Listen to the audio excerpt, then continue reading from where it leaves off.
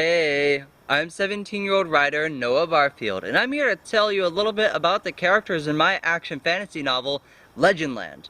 Now to me, the characters are the most important part of any book. My plot may be the most fantastic thing you've ever encountered in your entire life.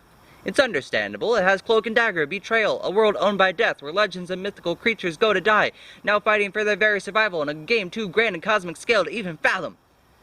But you're not going to read it if the characters suck, which is what I've done my best to make sure is not the case. My characters each have their own unique goals, things that drive them, as well as complex emotional depth that I wanted to try and let others discover for themselves. It's what makes my characters more relatable. While they don't resemble humans in the slightest, they do have very human emotions and goals that we can sympathize and empathize with. Now, how was I going to explore this vast world with these emotionally depth-filled characters? From the first-person point of view, of course, with three different narratives, a protagonist, an antagonist, and someone a little in the middle. Which means that you're going to get to see the world from three different pairs of eyes. That doesn't mean you're going to read the same thing 3 times. It means I can have a character over here with one over here and one over here. And I might even have one fight each other, one fight another, and switch perspectives mid-battle. So, that might be one of the reasons why Legendland is confusing. Though I do the best I can to make sure that each of the characters have their own unique voice, have their own unique actions, and subplot and storyline that they're with goals that they're trying to accomplish. Many of my characters could originally be found in fairy tales, folklore, myths, legends, etc., etc. You might think to yourself, well, that's kind of cheating.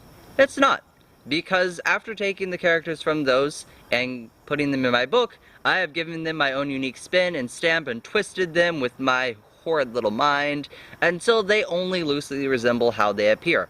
You might read through and think to yourself, heh, I know who this person is. Congratulations, you're one of the very few who found those Easter eggs. You can now display your intelligence to everyone you know and brag about it.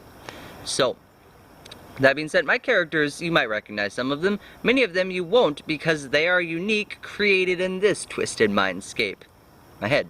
No, not my hair. My brain. Yeah. Anyway. But it's important to note that my characters, while I have a protagonist and an antagonist, someone in the middle, the protagonist is only the protagonist because the story follows them for the majority of the book. The antagonist is only the antagonist because they oppose the protagonist for the majority of the book. Very few of my characters I would consider heroes or villains or anti-heroes, or any other adjective that you wish to describe them. They are simply individuals who know what they want and are willing to do whatever it takes to achieve it. Some of them actually aren't, because some of them lack or have very little backbone. But many of them just walk this line of gray. They are people. You know, they may be giant anthropomorphic talking wolves who like to huff and puff and blow things down, but in the end, they just don't want to die that day. Maybe they want more money, maybe they want a better house. You don't know, but you get to find out. Because these characters slowly unravel, working with each other over time. It's this big web of characters that slowly become untangled and then get wrapped up again and then untangle. Because one of the things that makes these characters complex plus unique is that not only because I've put my own stamp on them, and I also give lots of Easter eggs back to their original appearances, but they are not all heroes. There's not this clear-cut line. A person may be a horrid person, but they may be doing that because they have a good reason. Someone may be good, but they might have a hidden secret that they don't want anyone else to know. It's what gives people depth, and it's what gives my characters depth. The things that you don't know that you figure out, that they're not completely goody two-shoes, that they're not monsters, or that if they are monsters, it's because that they're also a good person, and that they can do such horrendous things that makes them a monster. Now, because my characters are so unique, and I could rant about them forever, I'll have a few other videos, each one explaining the more main characters. I might even read passages from Legendland itself to give you an idea of what these characters are like and how they interact with others and act themselves in the book. So, stay tuned for more on Legendland and its characters. Thank you.